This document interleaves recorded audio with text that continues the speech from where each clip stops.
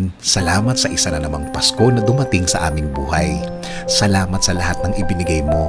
Salamat sa mga pagpapagaling sa aming mga sakit. Alam namin na lagi kang andyan, Lord, para kami alagaan. Panginoon, salamat din sa lahat ng mga pagkakataon na iniligtas mo kami.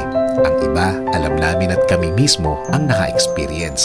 Ang iba naman ay hindi namin alam na nailigtas kami sa isang disgrasya sa mga oras na nakarating kami sa aming mga bahay at sa aming pinuntahan. Alam namin na kami ay pinoprotektahan mo.